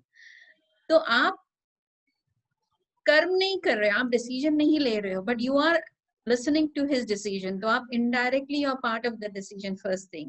And second, आप शायद योग स्थिति में हो, इसके लिए बहुत अच्छा है, like that's what you say, your sattvic buddhi becomes your tamasic buddhi. I don't know. So how does one handle this kind of, because I see this everywhere, even in friends, family. Excellent question. We'll go back to Mahabharata. Okay, we'll go back to Mahabharata. Kaurava side पे केवल दुर्योधन, कर्ण, शकुनी और दुशासन, केवल इन चारों को ही war चाहिए था और किसी को नहीं चाहिए था. It was a team deliberation that happened. Dhritarashtra जो पापा है उसने बोला कि अरे मत लड़ो नुकसान होगा. भीष्म कह रहे थे मत लड़ो नुकसान होगा. विदुर कह रहे थे मत लड़ो नुकसान होगा. द्रोणाचार्य कह रहे थे मत लड़ो नुकसान हुआ. क्या? अच्छा, 2 थिंग्स. साम दाम दंड भेद जो है ना, वो तो एक स्ट्रैटेजी है. जो योगी है वो भी सही काम करवाने के लिए साम दाम दंड भेद का उपयोग कर सकते हैं, तो वो तो एक टूल है. ठीक है, पर आप जो कह रहे हो ओवर पावर कौन हुआ इसमें? दुर्योधन ओवर पावर हुआ. ठीक है, दुर्योधन जब ओवर पावर हो गया उसकी बात रह गई, तो द्रोणाचार्य, भीष्म, इन सब ने क्या किया? जैसे हम तो हमारी तो बात नहीं मान रहा, हम तो टीम प्लेयर है, हमको तो लड़ना पड़ेगा. विदुर ने क्या कहा? मेरे लिए ये गलत है और भले ही मैं टीम में हूं, मैं गलत का साथ नहीं दूंगा. I resign as the minister and I walk away. I can't stop it, I will not be a part of it. ठीक है, so Dronacharya, Bhishma, Vidur, they were in the same position. 2 decided to go with the flow. 1 stuck his ground and said I will not do because मेरे को धार्मिक sense से, मेरे बुद्धि के हिसाब से मुझे ये सही नहीं लग रहा. ठीक है, तो करना ना करना का ऑप्शन हमारे पास है, वॉकिंग अवे का भी ऑप्शन हमारे पास है, ठीक है। अच्छा, अब इसमें कैसा है, देयर माइट बी, ये तो बहुत बड़ी चीज होगी वॉर, ठीक है, वॉर तो बहुत बड़ी चीज होगी। पॉसिबल है कि in a regular work situation it might not be that, है ना, एंड इसमें सही गलत might also really not be an ethical issue, it might be more like is this strategy better और दैट, so that is anyway the judgment call, so उसमें it really doesn't matter, then the boss decides and you go ahead कि जिसका सबसे पहले जिसका KPI सबसे ज्यादा इफेक्ट होगा, he will decide, which is okay because that is a judgment issue, it is not so much a धार्मिक और धार्मिक thing। तो उसमें हमारा धर्म क्या है, if I'm a team player, मैंने सारा एनालिसिस किया है, I have done it well and I give it to my boss, ऐसे मेरे हिसाब से कि ऐसा ऐसा ऐसा है, मैंने मेरा कर्म एकदम ढंग से किया, but then he decided in a certain way, but it's not to do with ethics, it is just a judgment call, which is fine, it's okay, right, that doesn't matter, that is then his lookout because uska decision, he is the decision maker। But इसमें एक और जैसे मुझे यहाँ तक याद आ रहा है बलराम ने पार्टिसिपेट नहीं किया था ना महाभारत वॉर में, कुरुक्षेत्र वॉर में। तो जब भीम ने जब जंघा के नीचे उनको वॉर किया था, मारा था गदे से, तो बोला था कि फाउल प्ले हुआ है, ये अधर्म है। तो कृष्णा कन्फ्रंटेड हिम कि आप क्या धर्म अधर्म बता रहे हैं, आप तो वॉर में पार्ट ही नहीं लिया, आप तो निकल लिए थे। तो विदुर ने भी तो वैसे ही किया, उन्होंने रिजाइन कर दिया, तो वो तो पार्ट ही नहीं हुए। फर्क है, ठीक है। जैसे Shilpa said, Vidur was an employee of Hastinapur, Hastinapur का नमक खाया था उसने, तो अगर वो जाके, तो फ्रॉम दैट पर्सपेक्टिव दुश्मन से जाके मिलना, ठीक है, इज ऑल्सो अधर्म for an employee, possibly he was thinking like that कि वो उसके तरफ से तो नहीं लड़ सकते बिकॉज वो हस्तिनापुर का टीम मेंबर है। बलराम के साथ ऐसा कुछ नहीं था, बलराम ने तो मोह के कारण साइड नहीं लिया, he was not employed by Hastinapur, उनपे कोई ऑब्लिगेशन नहीं था, he still didn't fight knowing that one side is right and one side is not। इसलिए कहते हैं कि जब एथिकल डायलेमा, कोई एथिकल प्रॉब्लम हो, then a person who is neutral is also at fault। उन चीजों में आप न्यूट्रल नहीं रह सकते। हाँ, Vidur was the mahamantri, correct नहीं, तो उस तरीके से। But Yuyutsu went on the other side, ठीक है। अब उसमें dharma adharma is another thing, very felt very strongly कि नहीं one side is right, which is also fine, which is also then your judgement call. Anyways Vidur was not a warrior, so to say, right, Balram was a warrior. वही चीज आती है विभीषण के case में। रामायण में विभीषण रावण का भाई है ना, the youngest brother, he actually went over to Ram side लड़ने के लिए। अच्छा, अब भाई के कर्तव्य के अनुसार गलत था, धर्म के अनुसार सही था, इसलिए अभी भी आप देखो, अभी भी ऑल्दो वी से विभीषण ने धर्म किया, तो भी एक कहावत है, घर का भेदी लंका ढाए। वो घर का भेदी कौन है? विभीषण। तो it is used negative, in a negative connotation also, but in the larger scheme of things उसने जो किया वो धर्म संगत, डिपेंडिंग ऑन अगेन कि आप धर्म को कैसे गिनते हो। धर्म को केवल आप भाई का धर्म गिनते हो तो वो गलत था, बट धर्म को अगर आप लार्जर कॉन्टेक्स्ट में गिनते हो, धार्यते इति धर्म के कॉन्टेक्स्ट में, तो वो सही। हम यूजुअली डिस्कस कर रहे थे कि स्वधर्म कैन नेवर कॉन्ट्रडिक्ट धर्म, राइट? तो लेकिन इस केस में तो कर रहा है कि स्वधर्म उनका भाई की तरफ से था। कि स्वधर्म आप डिफाइन अपने आप को कैसे करते हो? आप अपने आप को केवल उसका भाई मानते हो, या आप अपने आप को एक वॉरियर मानते हो जो समाज के बेटरमेंट के लिए? How do you define that? That is on you, right? हमको डिफाइन करना है हमारे लिए। Now this becomes very tricky, इसका ध्यान रखना है। कई सारे ये जो ह्यूमन राइट एक्टिविस्ट जो लेफ्टिस्ट होते हैं ना, वो हमेशा कहेंगे अरे no borders, no borders, we are world citizen, है ना, इसलिए हमारे देश का भी नुकसान हो तो भी हम लोग जाके कंप्लेन करके आएंगे यूएन में, ठीक है, and they justified saying this, so you have to be very careful कि भाई बुद्धि को इस्तेमाल करो, वो लोग क्या कर रहे हैं, are they really being a world citizen और are they just buyers and working in the country, क्योंकि ऐसा देश जहां हो, जैसे एक्चुअली जहां डिक्टेटरशिप हो, एक्चुअली जहां लोग मर रहे हो, वहां तो even as citizen you have to ensure कि तुम्हारे देश का सही है।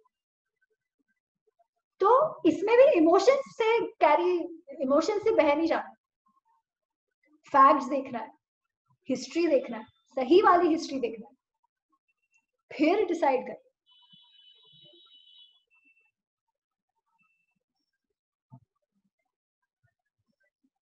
और कुछ?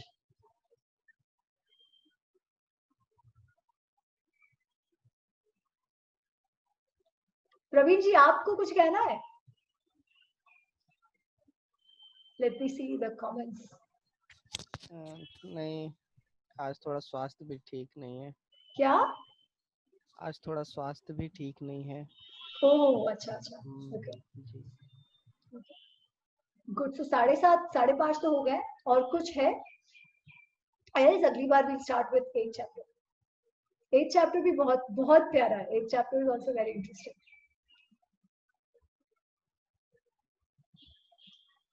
No more questions? क्या कह रही थी आप? धर्म और प्रेम में धर्म की साइड लेने से सब कुछ प्रकाशित होता है, पर प्रेम की साइड लेने से शीतलता तो मिलती है, पर अंधकार भी साथ साथ आता है। बिकॉज प्रेम चंद्रमा है और धर्म सूर्य।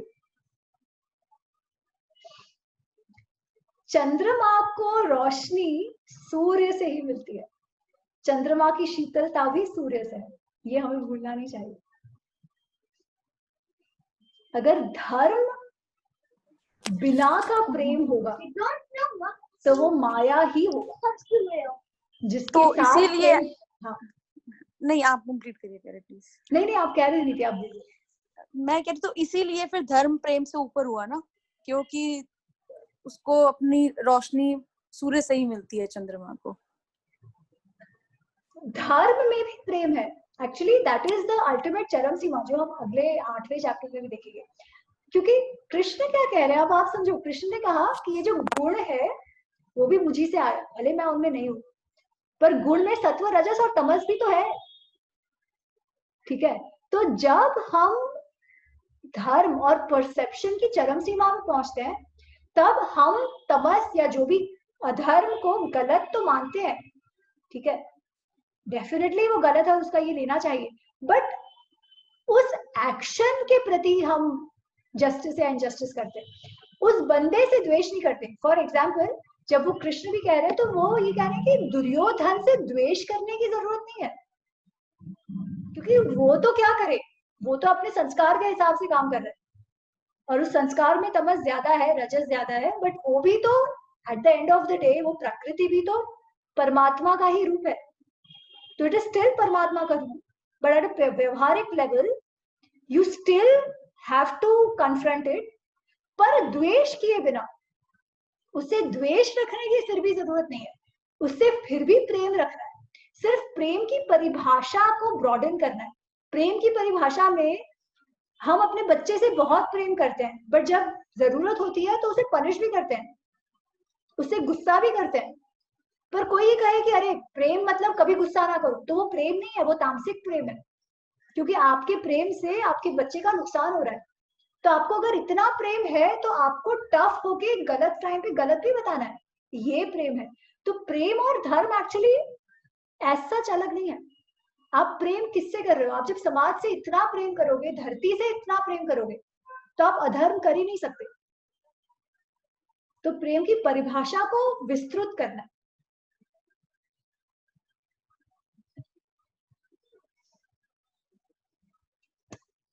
ओके, प्रार्थना करें। Sit in any comfortable position. प्रार्थना करेंगे, फिर एक ओम का चैंट करेंगे। ओम पूर्णमदं पूर्णमिदं पूर्णात् पूर्णमुदच्यते पूर्णस्य पूर्णमादाय पूर्णमेवावशिष्यते। ओम शांति शांति शांति। एक ओम का चाय इनहेल फुल्ली और एक्सहेल करते समय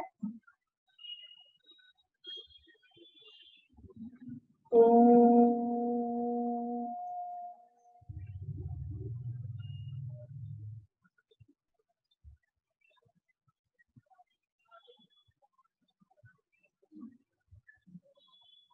Rub your hands together, चेहरे पे घुमा के slowly।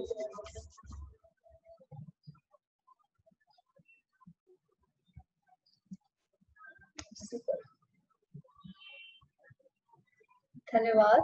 अगले सैटरडे मिलते हैं और 8th chapter is also very nice, मजा आएगा उसमें भी, डिस्कशन करने का काफी मजा आएगा। Thank you. Thank you so very much. much. Thank you so much. Very nice. Yeah. God bless you.